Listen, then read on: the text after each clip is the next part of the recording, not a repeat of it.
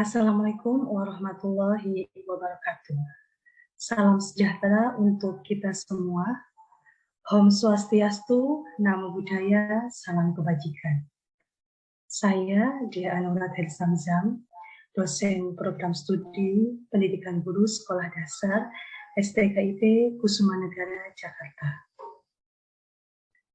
Pertama-tama, marilah kita panjatkan puji syukur kehadirat Allah Subhanahu wa Ta'ala bahwa pada saat ini masih diberikan kesempatan untuk mempersiapkan dan menyampaikan paparan untuk persyaratan sertifikasi dosen tahun 2021.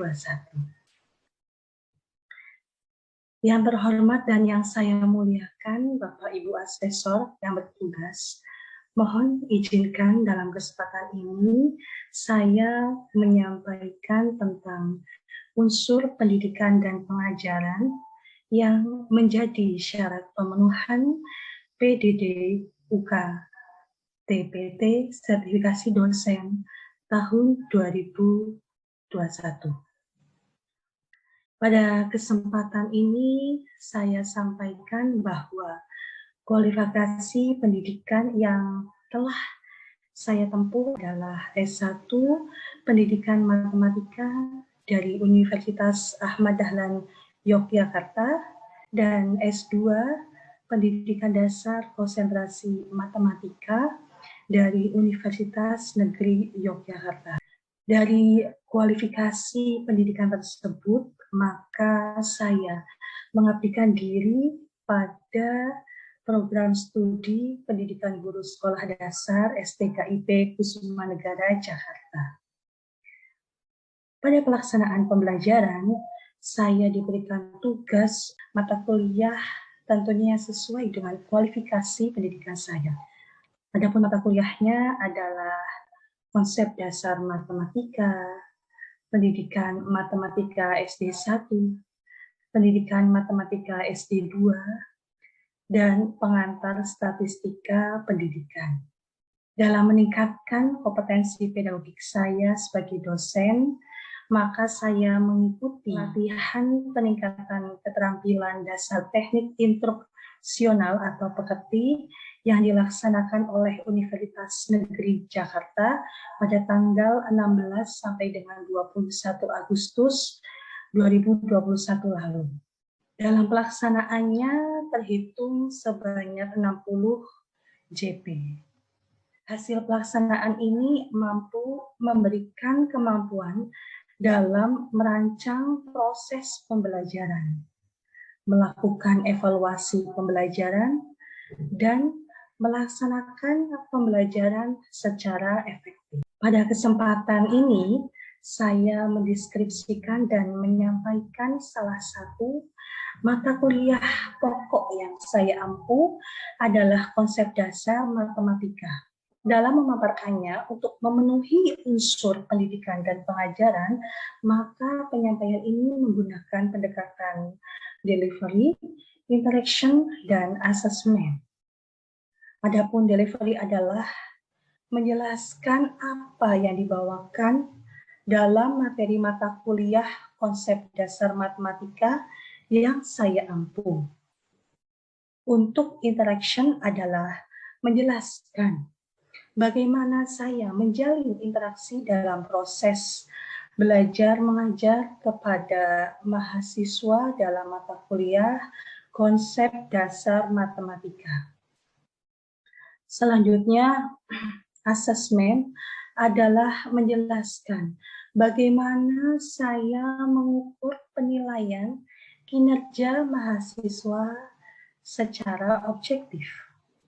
Baik, untuk yang pertama, poinnya pertama, pendekatan yang pertama adalah menggunakan delivery. Sebelum saya masuk dalam pendekatan ini, maka izinkan saya menyampaikan terkait deskripsi mata kuliah konsep dasar matematika. Baik, untuk deskripsi mata kuliah konsep dasar matematika dengan bobot mata kuliah yaitu 3 SKS. Mata kuliah ini bertujuan untuk meningkatkan pemahaman teoritis dan keterampilan praktis mahasiswa dalam menerapkan konsep-konsep yang berkaitan dengan logika matematika, persamaan dan ketidaksamaan linear, persamaan dan ketidaksamaan kuadrat, himpunan, relasi, dan fungsi, peluang, aritmatika, statistika, transformasi geometri, kongruen, dan kesebangunan. Mata kuliah ini tidak hanya menyajikan konten-konten konsep dasar matematika, namun juga memberikan kepada mahasiswa agar memiliki kepekaan terhadap ragam berpikir siswa sekolah dasar dan antisipasinya. Dan pada gilirannya dijadikan pengalaman untuk mencari ragam strategi terbaik mengajarkannya pada siswa sekolah dasar.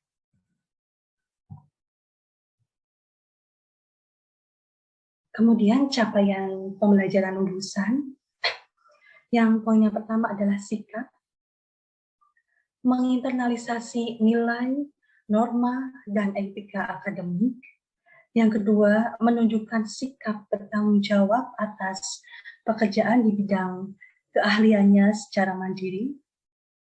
Poin yang kedua adalah keterampilan umum, mampu menerapkan pemikiran yang logis, kritis, sistematis, dan inovatif dalam konteks pengembangan dan implementasi ilmu pengetahuan dan teknologi yang memperhatikan dan menerapkan nilai humaniora yang sesuai dengan 5 bidang keahlian, yaitu IPA, IPS, Bahasa Indonesia, dan PKN. Mampu menunjukkan kinerja mandiri, bermutu, dan terukur. Kemudian poin yang ketiga adalah pengetahuan. Menguasai pengetahuan konseptual bidang studi di sekolah dasar meliputi Bahasa Indonesia, Matematika, IPA, IPS, PKN, dan SPDB. Poin yang terakhir adalah keterampilan khusus, yaitu mampu menerapkan konsep tentang karakteristik perkembangan peserta didik melalui perancangan dan pelaksanaan pembelajaran di sekolah dasar, mampu menerapkan pengetahuan bidang studi di sekolah dasar meliputi Bahasa Indonesia, Matematika, IPA, IPS, PKN, SPDB, dan PJOK melalui perancangan dan pelaksanaan pembelajaran. Selanjutnya adalah capaian pembelajaran mata kuliah konsep dasar matematika. Yang pertama, memahami konsep dan teori hakikat dan logika matematika, menganalisis konsep dan teori persamaan ketidaksamaan linear dan kuadrat. Poin yang ketiga adalah menguasai konsep dan teori himpunan, relasi, dan fungsi matematika. Poin yang keempat adalah menguasai konsep, teori, dan perhitungan peluang dan aritmatika. Poin yang kelima adalah menguasai konsep, teori, dan perhitungan data dalam statistika. Selanjutnya, menguasai konsep dan teori transformasi geometri, kongruen, dan kesebangunan. Selanjutnya adalah mengevaluasi konsep dasar matematika di SD.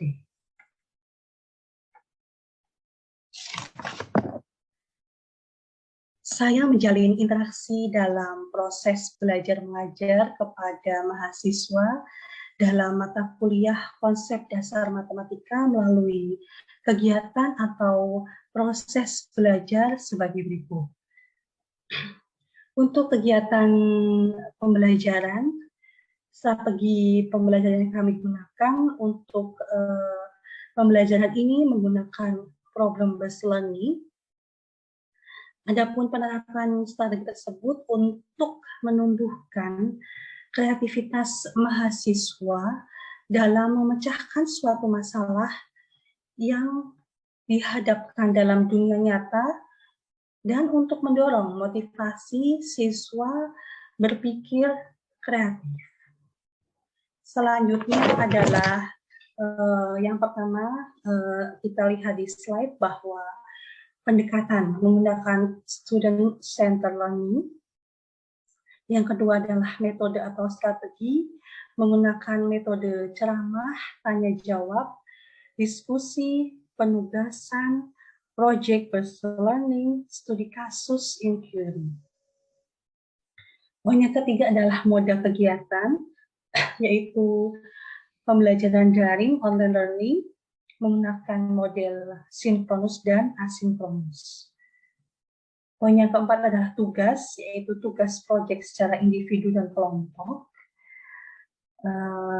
Di antaranya membuat makalah, presentasi, review jurnal.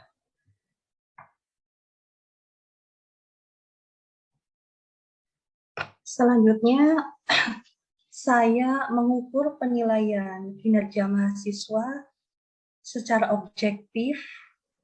Adapun rincian kegiatan pembelajarannya adalah pada pertemuan yang pertama, saya menyampaikan RPS dan kontrak kuliah, serta menyampaikan materi konsep dasar matematika.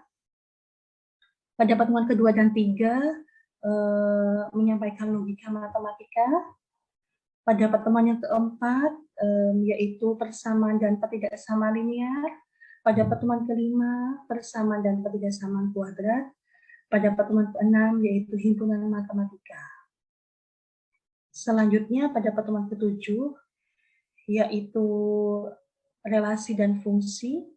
Pertemuan ke-8 adalah ujian tengah semester. Pertemuan ke-9 adalah peluang matematika.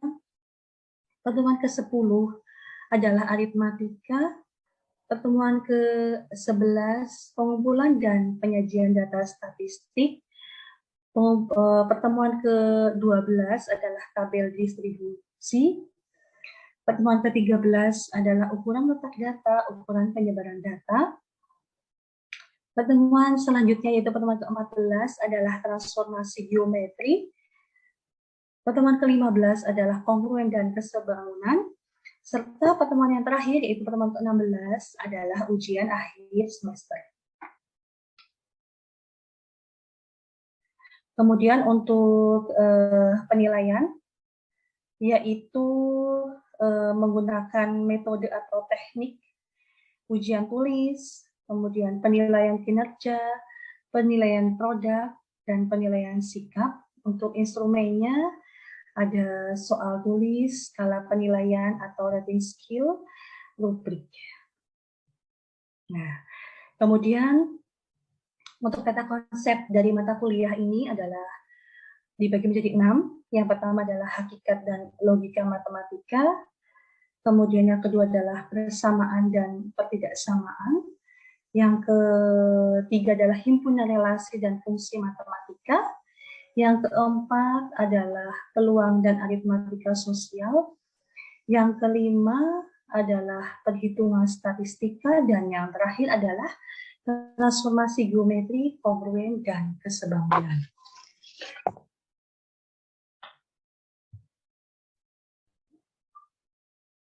Baik, demikian paparan penjelasan untuk mata kuliah konsep dasar matematika yang saya ampu di Prodi PGSD STKIP Kusuma Negara. Selanjutnya akan pembelajaran sesuai dengan RPS berupa rekaman pembelajaran tatap muka. Selamat menonton dan terima kasih. Oke, Assalamualaikum warahmatullahi wabarakatuh. Selamat sore semuanya. Waalaikumsalam warahmatullahi wabarakatuh. Selamat sore. Oke, bagaimana? Masih semangat di sore hari ini? Masih, Bu. Alhamdulillah, Bu. Oke, materi kita hari ini kita akan membahas terkait bab peluang. Sebentar Ibu share screen ya. Sudah terlihat? Sudah, Bu. Oke. Di antara kalian apakah sudah pernah mendengar kata-kata peluang? Mungkin di SMP atau SMA? Sudah, Ibu. Sudah ya, tapi mungkin di pertemuan kita kali ini kita akan membahas lebih dalam ya daripada materi yang sudah kalian dapatkan di SMP dan SMA. Oke, Ibu akan menjelaskan terkait apa saja yang akan kita bahas di pertemuan kali ini ya. Yang pertama nanti Ibu akan memberikan masalah berupa teori peluang ya. Nanti silakan kita diskusikan bersama per kelompok. Kemudian nanti tiap kelompok Ibu beri kesempatan untuk memaparkan hasil dari diskusi kalian ya. Kemudian yang kedua, Ibu akan memaparkan materi terkait peluang. Setelah Ibu paparkan, silahkan barangkali ada di antara kalian yang ingin bertanya ataupun ingin memberikan tanggapan atau ingin menambahkan materi yang Ibu sampaikan boleh. Kemudian yang ketiga itu nanti Ibu akan memberikan tugas terstruktur terkait materi peluang, di mana nanti kalian akan mereview jurnal yang terkait dengan peluang, proses-proses dan tahapannya nanti akan Ibu bahas setelah Ibu memaparkan materi ini. Kemudian yang terakhir sebagai bahan evaluasi kita akan Ibu bagikan link berupa Mentimeter ya. Nanti ya kita atau kalian isi. Kemudian nanti akan Ibu tampilkan di layar seperti yang sudah kita sering lakukan. Oke. Bagaimana? Siap? Ya. Siap, Bu. Oke. Siap, Bu. Silakan untuk di-on-kan kameranya ya, anak-anakku sekalian. Oke, kita masuk ke materi yang pertama, yaitu terkait peluang. Ya, oke. Tujuan pembelajaran kita kali ini yaitu melalui kegiatan pembelajaran peluang ini diharapkan mahasiswa terlibat aktif dalam kegiatan pembelajaran dan bertanggung jawab dalam menyampaikan pendapat, menjawab pertanyaan, dan memberi saran dan kritik serta dapat. Ada 6 poin ya. Yang pertama menjelaskan konsep peluang matematika, kemudian mengaitkan konsep peluang dalam kehidupan sehari-hari, kemudian membandingkan konsep antara permutasi dan kombinasi. Yang keempat adalah memecahkan soal cerita yang berkenaan dengan permutasi dan kombinasi. Yang kelima itu adalah membandingkan kejadian-kejadian majemuk dalam peluang. Dan yang terakhir itu adalah menghitung nilai peluang suatu kejadian termasuk kejadian majemuk. Jadi nanti diharapkan setelah kalian belajar ini, tujuan pembelajaran ini dapat tercapai semuanya. Gitu ya. Makanya jangan ragu-ragu untuk bertanya. Oke, slide selanjutnya. Nah, nih ada sebuah, jadi kita, jadi Ibu menyampaikan sebuah masalah terlebih dahulu ya terkait peluang. Nanti silahkan diskusikan dengan kelompok kalian, kemudian silahkan paparkan hasil dari masalah yang Ibu tampilkan di sini. Per kelompok satu saja yang yang mencoba menjawab ya. Bisa dilihat. Setelah lulus SMA, tentunya ada di antara Anda yang melanjutkan belajar ke perguruan tinggi, baik itu swasta ataupun negeri dengan jurusan yang Anda inginkan. Untuk memilih jurusan di PTN, selain mempertimbangkan minat dan bakat, Anda perlu juga mempertimbangkan kemungkinan masuk jurusan tersebut. Hal ini dapat dilakukan dengan membandingkan data sebelumnya mengenai banyaknya orang yang memilih jurusan tersebut dengan daya tampungnya. Misalkan, kalian ingin memilih jurusan A atau B, ya kan? Jurusan A itu pada tahun sebelumnya dipilih 2.569 orang dan daya tampungnya 70. Adapun B dipilih oleh 3.250 dengan daya tampung 125. Yang ditanyakan adalah jurusan manakah yang peluang lulusnya lebih besar? Yo, berarti jawabannya kira-kira peluang yang lebih besar itu jurusan A atau jurusan B? Coba, siapa yang ingin mencoba menjawab? Lulusan A, Bu. Lulusan A, dari mana? Tahunnya? Yang menjawab siapa tadi? Kristina, Bu. Kristina. Oke, alasannya kenapa jurusan A itu lebih besar peluangnya? Kenapa? Karena semua sekolah itu harus menerima orang yang ada yang prestasinya lebih tinggi, baru bisa mendapat ini bisa diterima di sekolah itu. Maka semua harus dia mendapatkan peluang yang besar itu adalah A itu, Bu. Menurut saya. Oke, nggak masalah ya kan. Kita kan sebelum masuk materi akan Ibu berikan masalah dulu, jadi supaya kalian ada gambaran. Salah nggak apa-apa ya, karena kita kan baru belajar. Oke, mungkin kelompok 1 menurut Kristina peluang yang lebih besar adalah jurusan A. Mungkin kelompok 1 gimana? Jurusan A itu dipilih 2.569, daya tampungnya 70. Berarti peluangnya berapa, Ibu tanya?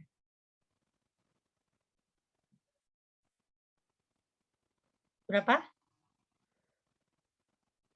Ada yang bisa menjawab? Jadi kita akan mencari dulu jurusan A. Ya. Jurusan A peluangnya berapa? Daya tampungnya berapa? 70, Bu. Oke, 70 dari berapa? Dari 259. 2.569. Oke, jadi peluangnya A, ya kan? Itu adalah berapa? 70 per 2.569. Oke, 70 per 259. Oke. Sekarang 2569. Oke, sekarang yang B. Daya tampungnya berapa? 125 125 dari berapa? 3.250. Oke, dari 3.250. Kemudian sekarang kita apakan nih setelah ini? Bagi, Bu. Ya, kita sederhanakan ya. Oke, yang Ya. pertama itu berapa? 70 per 2569. Kira-kira dibagi berapa? Dibagi 7? Dapat berapa? 367. 10 per 2. Ya, 10 per 10. 367. Ya, 10 per 367. Oke, yang B? Dibagi 25. Bagi 125 bisa? Bisa. Oke, Bisa. bagi 125 berarti adalah 1 ya. Kemudian 325 bagi 125. 26. Oke, sekarang jadi kan kita membandingkan nih antara jurusan A itu adalah 10 per 367 dan jurusan B adalah 1 per 26. Kira-kira peluang mana yang lebih besar? Yang A atau yang B? Yang A. Yang A. Yang A? Yang B, Ibu. Yang B, Bu, B.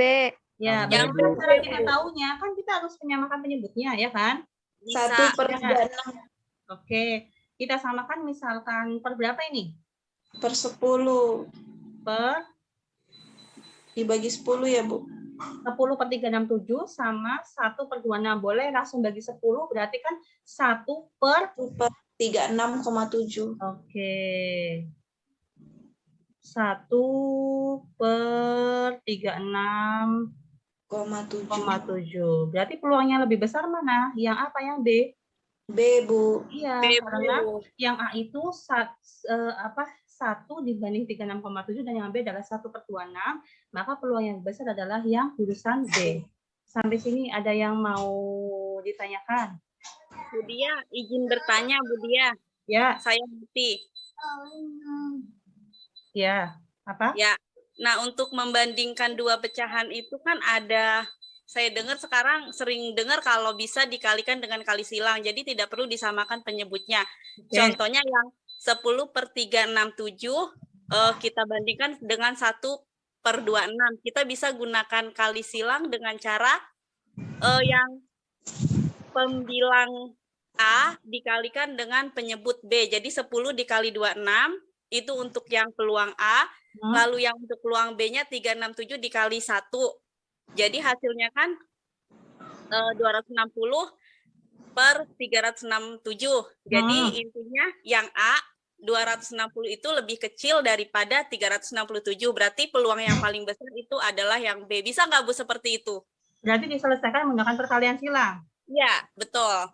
Ya. Untuk membandingkan dua pecahan.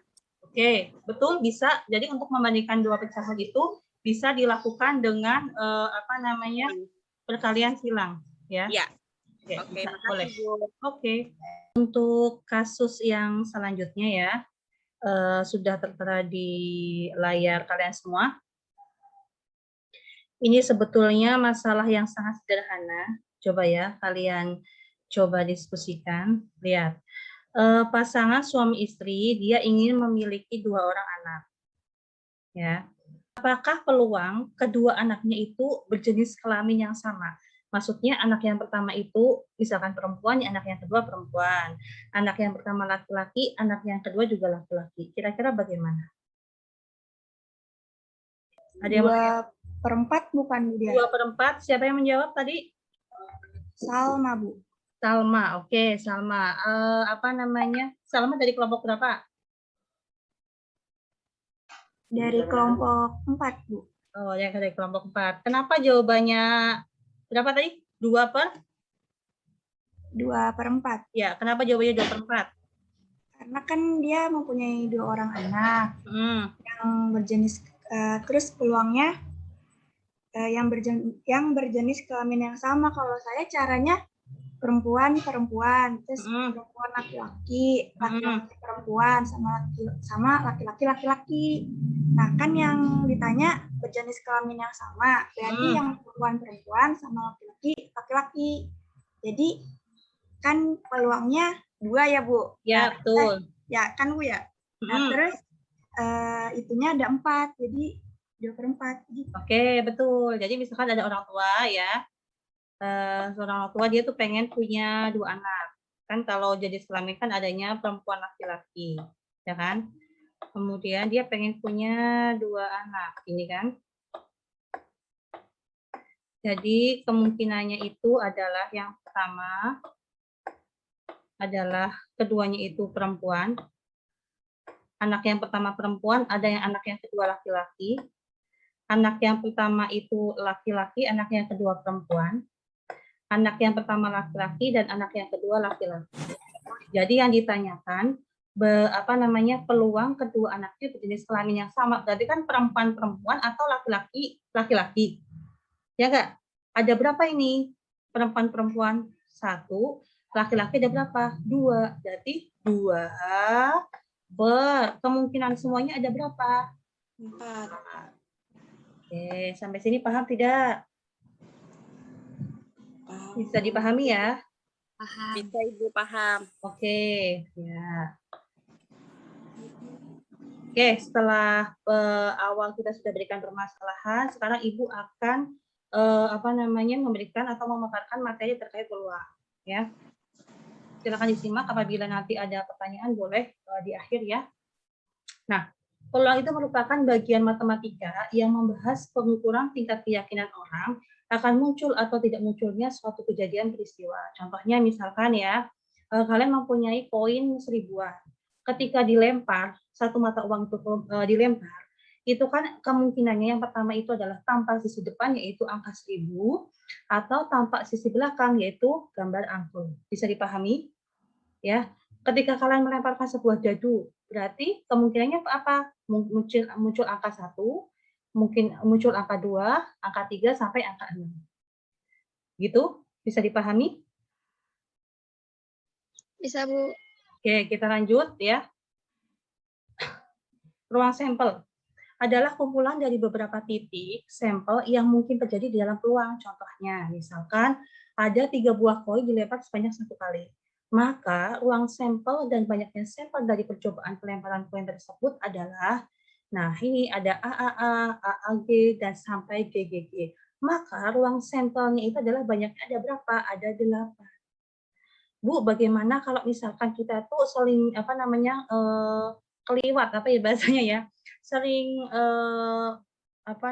kebolak-balik, itu bagaimana caranya? Jadi misalkan kalian bikin panah aja biar lebih gampang ya. Jadi misalkan ada 3 koin.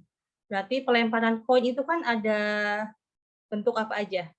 Angka dan gambar. angka, dan gambar. Jadi kan kalau pelemparan 1 koin kan kemungkinannya angka sama gambar. Pelemparan 2 koin, kamu tambahkan sini angka, tambahkan gambar.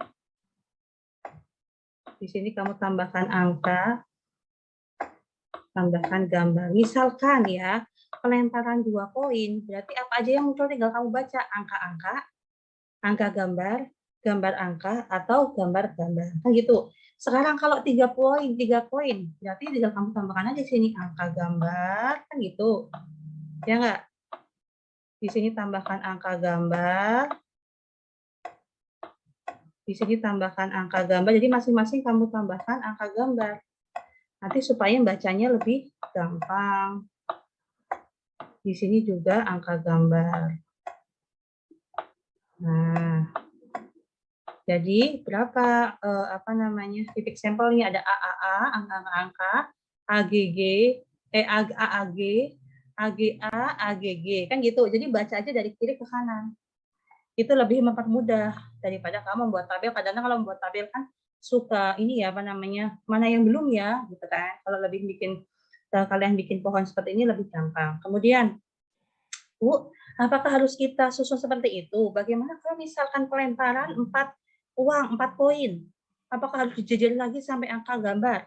Kira-kira bagaimana mencari ruang sampelnya? Kalau misalkan ada 4 koin atau 5 koin, apakah harus kamu daftarkan satu-satu untuk mencari ruang sampelnya?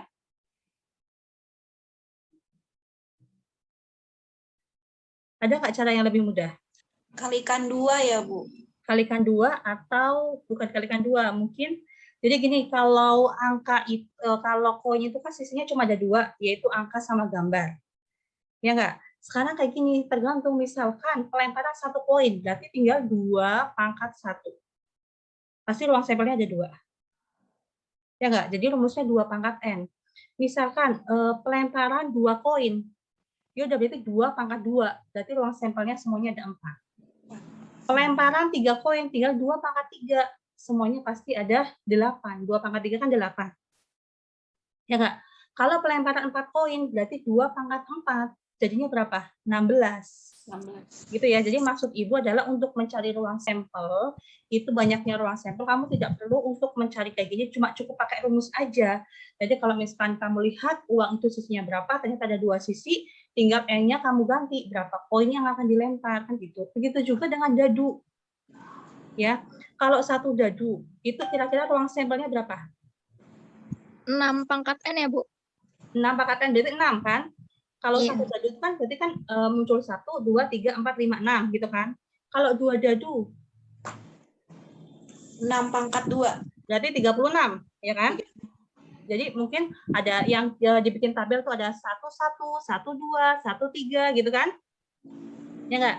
Tanpa maksud Ibu adalah untuk mencari ruang sampel tanpa harus mendaftar itu, kalian bisa cari. Jadi tinggal lihat bendanya itu sisinya berapa, tinggal dipangkatkan berapa yang akan dilempar gitu. Kalau misalkan dadu 6, berarti berapa dadu? Tinggal kalau 5 dadu berarti 6 pangkat 5. Gitu? Oke? Lanjut ya. Ibu hapus dulu. Selanjutnya, nih. Peluang kejadian rumusnya adalah PK sama dengan NK per NS. Seperti tadi masalah yang sudah Ibu sampaikan, tadi ada peluang jurusan A dan jurusan B, ya kan? Tinggal banyaknya anggota kejadian K per banyaknya anggota himpunan ruang sampelnya berapa. Kemudian Bu, boleh tidak sih peluang itu nilainya lebih dari 1? Tidak boleh ya, karena peluang itu antara 0 dan maksimal 1. Ketika nanti kalian menghitung peluang, kok hasilnya misal gini, Bu, saya tuh menghitung peluang hasilnya itu adalah 20/4. Kira-kira betul apa tidak? Salah, Ibu. Salah ya, karena 20/4 walaupun dia bentuknya pecahan, tapi kalau dicari kan 20/4 hasilnya adalah 5. Oke, jadi pokoknya kalau peluang itu adalah maksimal 1 ya. Contohnya misalkan gini, Sebuah dadu dilempar 1 kali, muncul angka bilangan terima adalah, kita lihat ruang sampelnya adalah 1 dadu. Berarti ada 6 NS-nya, ya kan? Kemudian bilangan terima dalam 6 itu ada berapa saja? Ada angka 2, 3, 5. Maka peluangnya adalah berapa nih muncul angka prima? Ada 3, ya kan? Per berapa ruang sampelnya adalah 6. Ya udah, berarti 3/6. Kita sederhanakan jadi 1/2. Jadi kalau peluang sebisa mungkin kamu sederhanakan sampai yang paling sederhana. Ya. Oke. Nah, sekarang faktorial. Ya. Faktorial, n faktorial adalah sama dengan n-1, n-2, sampai n-n+1, yang mana 2 faktorial adalah 2 kali 1, 3 faktorial adalah 3 kali, jadi dihabiskan sampai 1. Kita langsung praktek ke soalnya ya, bagaimanakah nilai 5 faktorial dibagi 3 faktorial. Berarti 5 faktorial berapa? 5, ya kan? Kali 4, ya kan? Kali 3, kali 2, kali 1, gitu kan? Per, kalau 3 faktorial berapa? 3 kali 2 kali 1. Kali 2 kali 1. Kemudian kita coret ya, 3 kali 2 kali 1-nya kan? Ini juga 3 kali 2 kali 1-nya kita coret, hasilnya adalah 5 kali 20, gitu kan? Bu, boleh tidak apabila kita stop sampai angka 3? Boleh sekali. Jadi kamu lihat nih, penyebutnya ya, ada kan 3 faktorial. Berarti, Bu, saya mau stop 5 kali 4, kemudian kali 3 faktorial. Ya. Nah, misalkan 3 faktorial. Ya udah, kita stop per 3 faktorial. Kan gitu sama aja. Ya kan? Tinggal kita coret. Hasilnya 5 kali 4 adalah 20. Sama saja. Jadi sebetulnya untuk mempermudah, kalau misalkan nanti di sini 25 faktorial per 10 faktorial, kalau kamu habiskan sampai 1 kan panjang sekali, ya kan? Maka cukup melihat penyebutnya saja, stop sampai penyebutnya saja. Sampai sini bisa dipahami? Bisa, Bu. Bisa, Bu. Oke, selanjutnya, berapakah nilai n jika n plus 2 faktorial per n faktorial itu hasilnya 20? Bagaimana langkahnya? Kita cari dulu ini ya. N plus 2 faktorial berarti kan N plus 2. Tadi kan selalu dikurangi 1 kan? Per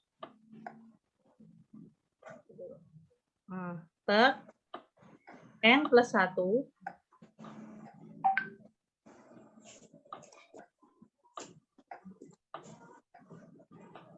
per N faktor, sorry.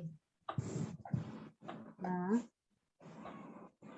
ini enggak ada ya maksudnya ya, per Ibu stop sampai N faktorial. Kenapa? Karena bawahnya itu ada N faktorial. Paham nggak? Ya. Bu, boleh tidak kalau misalkan ini nanti N, terus kemudian N-1, N-2, N-3. Ini juga Ibu saya jabarkan, misalkan jadi habis N kan N-1, N-2, dan seterusnya. Boleh tidak, Bu? Boleh, tapi kan terlalu panjang. Kita melihat aja penyebutnya, ternyata penyebutnya adalah N faktorial, udah stop aja sama N faktorial, kita coret. Nah, kan gitu. Tinggal berapa di sini? N plus 2, ya kan? Dan N plus 1, hasilnya sama dengan 20. Masih ingat materi terkait persamaan kuadrat? Ya nggak? Dikali. Jadi berapa? N kuadrat. N kuadrat, Bu. N kuadrat kita kalikan ya. Ini kan N kali 1 kan N. 2 kali N kan 2N. 1 tambah 2 berapa? 3. 3N. Ini kan. Terus 2 kali 1 berapa? Plus 1 ya. Sorry, 2. Oke. Ini kita pindahkan ke sini kan nggak masalah ya. Min 20. Sama dengan 0. Biar kita bisa memfaktorkan. Ini berapa nih? 2 min 20 hasilnya berapa? 18. Min 18. Oke, min 18 ya. Jadi kita cari kalau yang dikalikan itu adalah negatif 18, dan itu adalah 3. Berapa sama berapa? Kalau nggak cocok ke sini udah gue mendingin Jastrel. Mas, aku juga udah tahu. Min 3 dan 6 ya, Bu. 3 sama 6. Oke, Yamin yang mana? Yang 3. Ya, oke. Berarti N min 3, 3 N Plus 6. plus 6. Oke, nih. Kalau misalkan N plus 6 itu kan hasilnya N-nya negatif 16. Ya nggak? Sorry, negatif 6. 6, Bu. ya 6. Nah, untuk N negatif 6 kan nggak mungkin. Oleh karena itu kita pilih yang ini. 3. N sama dengan 3. Jadi hasilnya adalah N sama dengan 3. Sampai sini bisa dipahami? Bisa, Ibu. Oke, selanjutnya kita lihat permutasi ya. Permutasi susunan ukuran berbeda yang berbentuk dari N unsur diambil dari N unsur. Rumusnya adalah ini. Ya. Kata kuncinya adalah syarat urutan perlu diperhatikan. Ya kan? Contohnya misalkan, banyak cara dalam memilih ketua, sekretaris, juga bendahara dari 8 siswa yang tersedia adalah, berarti jumlahnya kan ada 8. Yang dipilih berapa? 3. Berarti 8P3. Bisa dipahami? Sehingga 8 faktorial dibagi 5 faktorial, kamu habiskan sampai 5 faktorial, ternyata ada 336 cara. Bisa dipahami nggak sampai sini? Bisa, Bu. Bisa. Jadi kalau kombinasi itu kita tidak memperhatikan urutan, ya kan? Rumusnya bagaimana? N faktorial per beda ya, N min R faktorial per R.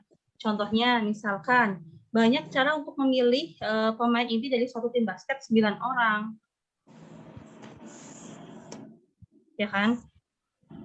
Pemain inti basket itu ada berapa? Ada 5 kan? 5. Oke, berarti kan ini kan tidak memperhatikan urutan, berarti asal aja gitu ya. Berarti 9 C5 gitu ya. Jadi kalau kombinasi itu biasanya lambangnya C atau huruf K. Bebas ya, boleh C, boleh K.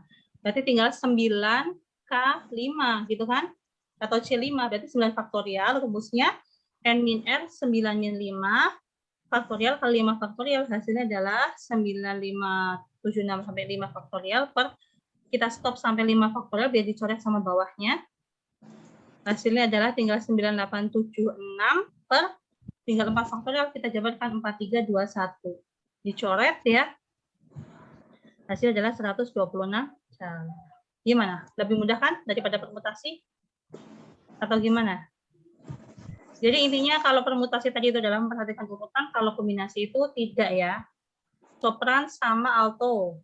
Akan dipilih 4 orang pengurus paduan suara. Maka apabila dipilih 2 penyanyi sopran serta 2 penyanyi berapa caranya? Yaudah tinggal kita lihat. Oh, soprannya itu ada berapa? 4. Tapi yang dipilih berapa? 2. Berarti 4C2. Altonya berapa? 5. Gitu ya. Kemudian yang dipilih alto berapa? 2. Berarti tinggal 5C2. Kemudian kali-kalikan aja. Hasilnya adalah 60 cara. Bagaimana, bisa dipahami? Bisa ya? 1 ya udah berarti 1/6. Keluar mata dadu 3 berarti ada berapa nih kombinasi? 1/6. Karena saling lepas, kita jumlahkan 1/6 ditambah 1/6. Hasil adalah 2/6. Kemudian kita sederhanakan jadi 1/3. Sampai sini bisa dipahami? Bisa, Bu. Bisa?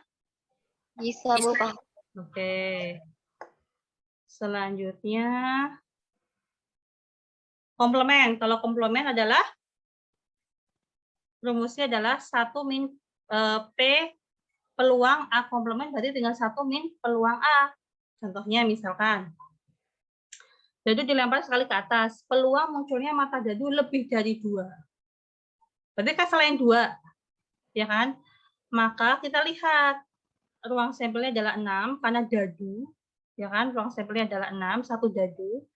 Kemudian, A itu adalah mata dadu lebih sama dengan 2.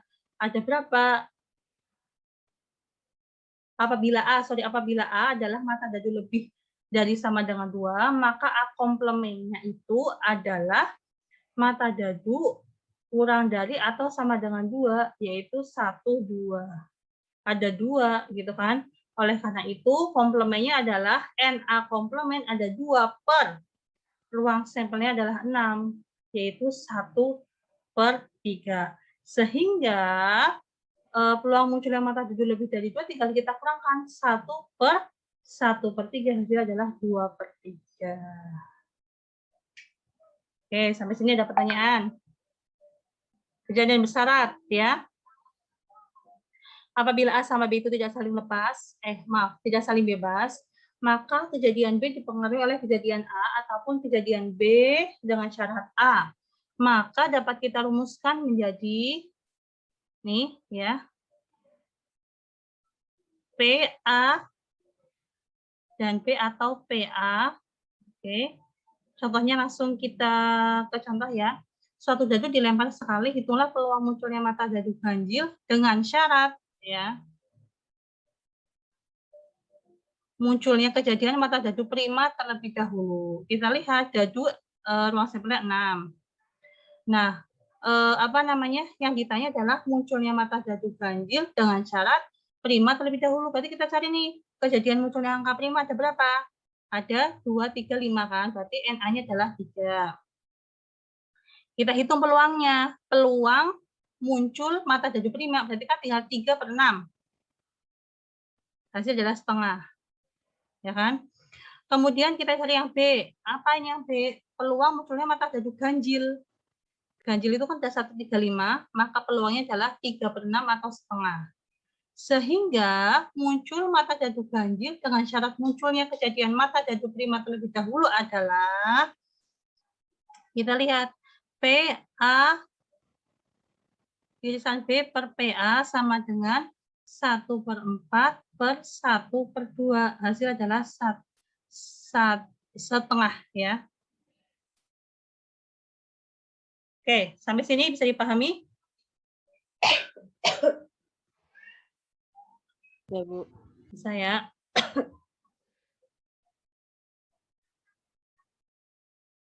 Oke, sampai sini dari penjelasan yang telah Ibu sampaikan. Mungkin ada pertanyaan? Saya mau bertanya, Bu. Oke, siapa yang bertanya? Indah. Oke, Indah. Sebentar, Indah. Layout-nya saya ubah dulu. Oke, pertanyaan apa, Indah? Saya pernah baca saat di sekolah dulu ada materi peluang terkait aplikasinya di permainan kartu. Ada contohnya nggak ya, Bu? Oke, berarti permainan kartu. Oh, yang contoh peluang terkait kartu ya. Saya berikan contohnya ya, Anda. Nah, ini sebuah kartu diambil dari seperangkat kartu bridge. Berapa peluang kartu yang didapatkan bergambar king atau as? Salah. Nah, kurang lebih kayak gini, Anda. Maksud pertanyaanmu gini kan, contohnya peluang terkait dengan kartu gitu kan? Iya, Bu. Oke, jadi ada kartu bridge ya. Ya, kartu itu kartu biasa itu loh, tahu kan? Tahu kan kalian semua kan? Berapa peluang kartu yang didapatkan bergambar king atau as? Berapa? Kita nyari apa dulu? Ini berarti kejadian apa? Kejadian saling berkait ini. Saling lepas, Bu. Lepas ya, karena gambar king sama atau gambar as gitu ya. Kan nggak ada hubungannya. Ya kan? Oke, berarti di kejadian tidak lepas, saling lepas kan? Saling lepas, ya. Nah, oke, nanti saya kasih contoh yang atau tapi yang bukan saling lepas. Oke. Sekarang berarti kita cari peluang king. Berapa peluang kingnya? Kalau king itu berapa ya di kartu bridge itu? Ada? 4. 4 ya, 4 per. Kalau kartu itu kan jumlahnya 52 tanpa joker ya. Iya. Kalau di peluang matematika tidak dihitung. Kemudian kita hitung peluang as. Berapa peluang as? 4. 4 juga, ya kan? Iya. Jadi masing-masing apa tuh? Hati, stop, Hati, keriting, wajib. stop, wajib. Iya. Oke. Sekarang yang ditanyakan jadi P, King, atau As. Kan tinggal diapakan? Jumlah kan? Ya nggak? Ini kalau disederhanakan jadi berapa? 1/13 ya? Iya. Ini Sama. iya sama ya, 1/13. Jadi tinggal kita jumlahkan kan, 1/13 ditambah 1/13. Hasilnya berapa? 2/13. Oke. Sampai sini paham nggak? Terima kasih. Paham, Bu. Paham. Kalau Pak kasih contoh lagi nih, sebuah kartu diambil dari seperangkat kartu bridge ya. Kemudian berapa peluang kartu yang terambil adalah kartu hati atau kartu bergambar orang. Bisa king, queen, atau jack. Nah, coba lihat nih. Ada lagi. Kata kuncinya atau. Saling lepas. Oke ya. Saling lepas bukan? Saling Bukan, lepas. Ibu.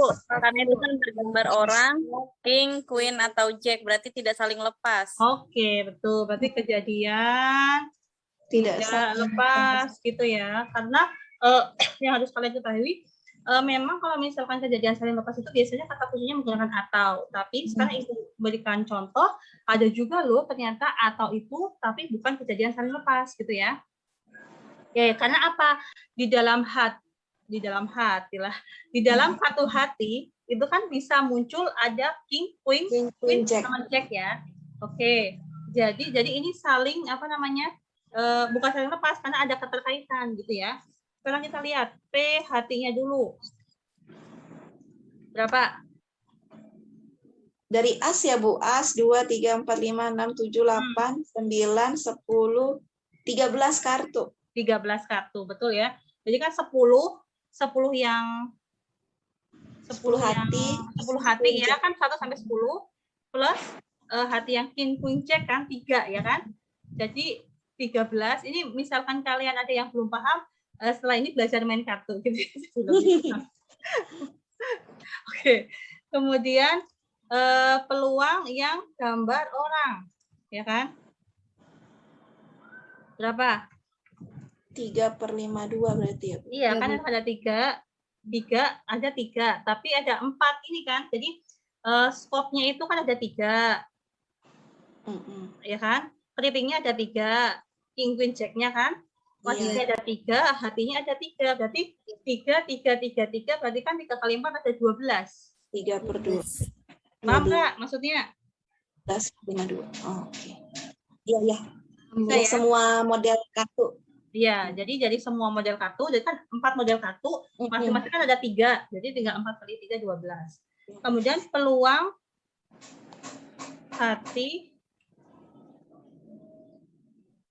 dan gambar orang. Berapa? 13/52. 13 kali 4. 1/3. Ya,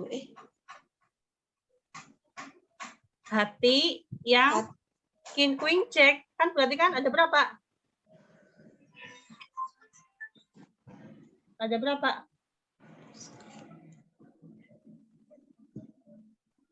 Ada berapa?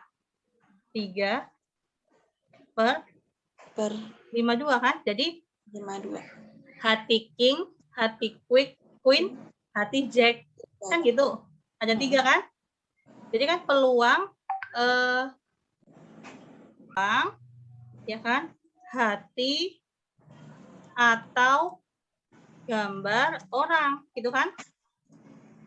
Rumusnya adalah 13/52 ditambah 12/52 dikurangi 3/52.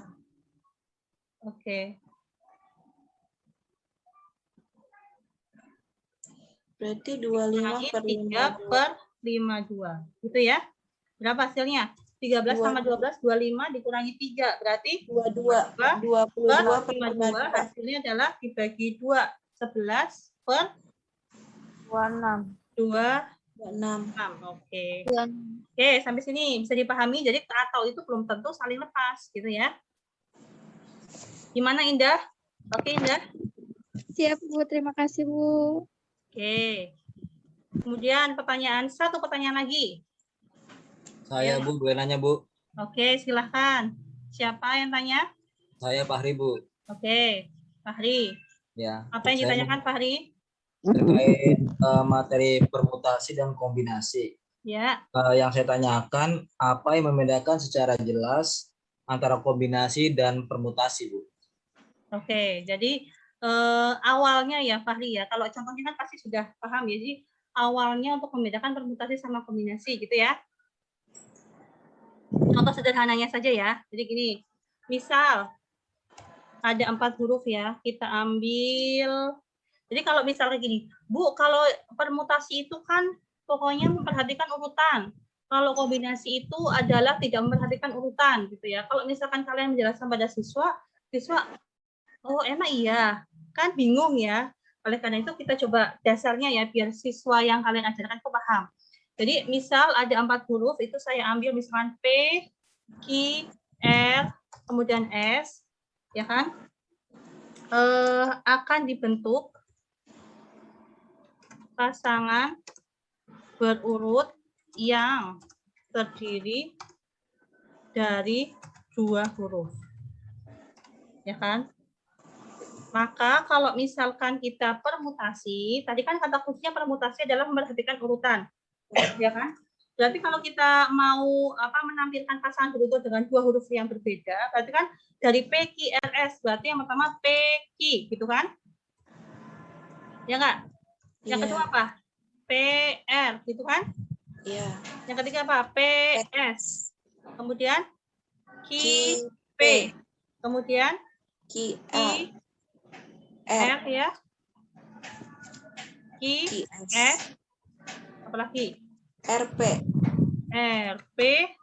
Kemudian RQ, RS. RS. Kemudian yang S. SP. SP. SQ, SR. SQ. SR. SR. Oke. Jadi kalau misalkan permutasi itu adalah memperhatikan urutan. Jadi antara PQ sama QP itu berbeda. Sedangkan kalau kombinasi ya. Kalau kombinasi berarti gimana? PQ terus PR ya kan? PS gitu kan?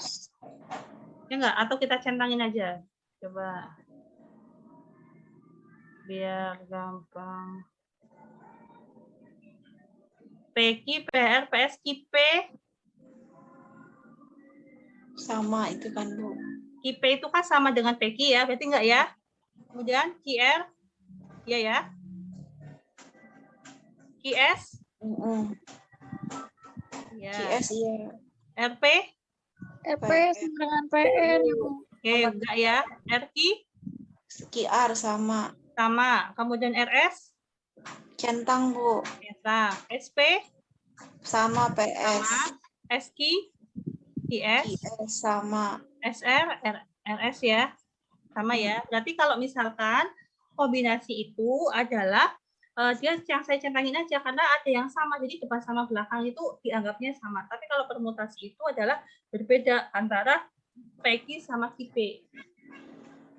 Bisa diterima, Fahri? Bisa, Bu. Oke, bisa ya? Iya, Bu. Oke. Sampai sini ada pertanyaan lagi tidak? Cukup? Cukup, Bu. Oke, kalau cukup, sekarang tadi Ibu sudah memberikan materi, kalian juga bertanya, kemudian partisipasi. Sekarang Ibu akan memberikan terkait tugas terstruktur ya. Coba dilihat ya. Ini adalah tugas kelompok. Mata kuliahnya konsep dasar matematika. Kemudian tugas keempat, tugasnya adalah mereview jurnal nasional atau internasional terkait materi peluang. Tujuannya adalah mahasiswa mampu memberi argumen, ide, dan gagasan tentang artikel jurnal yang direview, serta dapat digunakan sebagai rujukan mahasiswa untuk penelitian yang akan dilakukan. Uraian tugasnya nanti akan Ibu share ya lewat WA group ya. Dari poin 1 sampai poin 5, kemudian waktunya dikumpulkan selama 1 minggu dan paling lambat 25 November 2021. Nanti petunjuk teknisnya itu adalah dikerjakan kelompok maksimum 2 orang, kemudian kertas A4 dan huruf Times New Roman, dan seterusnya. Dalam bentuk soft file dikirimkan dalam Google Classroom. Kriteria penilaiannya ada 3, yaitu jurnal relevan dengan tema dan tugas. Jadi kita membahas peluang, berarti kalian harus mencari jurnal terkait peluang. Kemudian memberikan argumen secara tepat dan beragam, tata bahasa yang benar dalam penulisan. Jadi ini adalah petunjuk tugas kelompok seperti tugas-tugas kalian sebelumnya ya, kurang lebihnya sama terkait mereview. Nanti petunjuk tugas ini akan saya share lewat WA group. Gitu. Karena sudah sering ya, jadi tidak ada pertanyaan ya terkait ini ya. Oke ya, untuk mereview jurnal ya. Oke, untuk materi yang terakhir kita akan mengevaluasi ya. Sebentar. Masih semangat kan? Terakhir ya. Masih, Bu. Oke.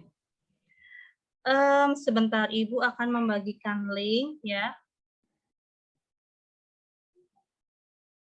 Jadi silahkan kalian klik link itu, kemudian masukkan kode ya.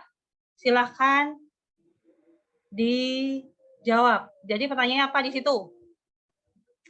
Setelah mempelajari materi peluang, apa yang dapat kalian lakukan dalam kehidupan sehari-hari?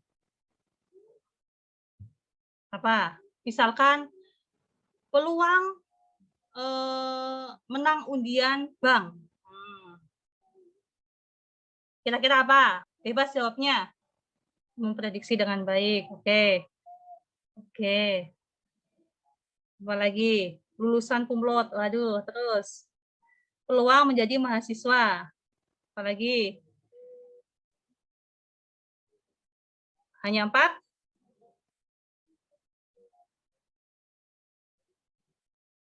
Mendapatkan nilai terbaik.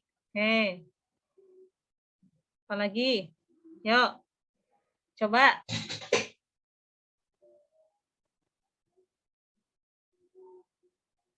Memprediksi. Waduh, kayak peramal ya. Memprediksi. Apa lagi? Terus.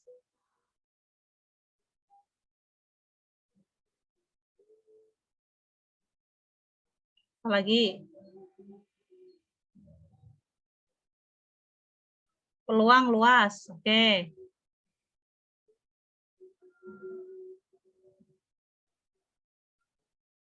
Pengetahuan luas. Oke. Mendapatkan ilmu yang baru.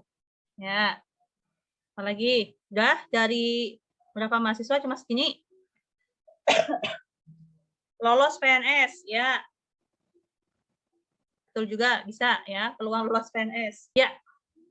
Sampai sini. Kira-kira ada pertanyaan lagi tidak?